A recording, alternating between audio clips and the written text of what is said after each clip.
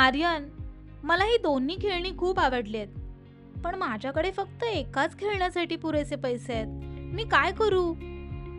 अनन्या, हा खूप सामान्य प्रश्न आहे. पैसे शहाणपणाने खर्च करणे म्हणजे सर्वात महत्त्वाचं काय आहे ते ठरवणं. आपण एकत्र विचार करूया.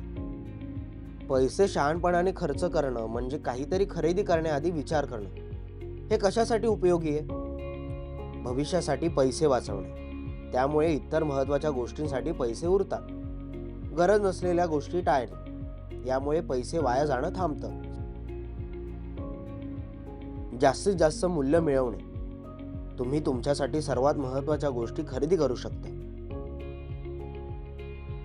म्हणजे पैसे शहाणपणाने खर्च करणं म्हणजे हुशारीने निवड करणं. बरोबर. आणि हे सोपं ठरवण्यासाठी एक साधा मार्ग आहे.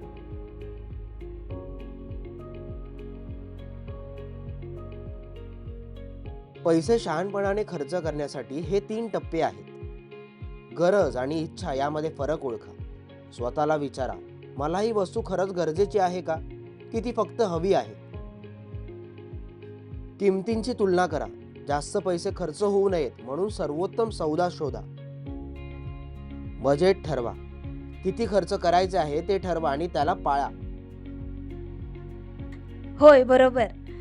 मी जी वस्तू खूप गरजेची आहे ती घेईन आणि माझ्या बजेटमध्ये राहीन. तुला माहिती आहे का, मोठे लोकही बजेट बनवतात. ते किराणा सामान, बिल आणि मजेशीर गोष्टींसाठी किती खर्च करायचे हे ठरवतात. त्यामुळे त्यांचे पैसे संपत नाही. वा, म्हणजे बजेट बनवणं सगळ्यांसाठी उपयोगाचं आहे. पैसे शहाणपणाने खर्च केल्यावर हे फायदे मिळतात. तुमच्याकडे भविष्यासाठी किंवा इतर गोष्टींसाठी पैसे शिल्लक राहतात. शहाणपणाचे निर्णय घेतल्यावर समाधान वाटतं. भविष्यासाठी पैसे व्यवस्थापित करण्याचं कौशल्य शिकता येतं. वा, मला माझं आवडतं खेळणं मिळालं आणि पैसेही वाचले. शाब्बास अनन्या. पैसे शहाणपणाने खर्च करणं फक्त पैसे वाचवण्याबद्दल नाहीत, ते दीर्घकालीन फायद्यासाठी निर्णय घेण्याबद्दल आहे.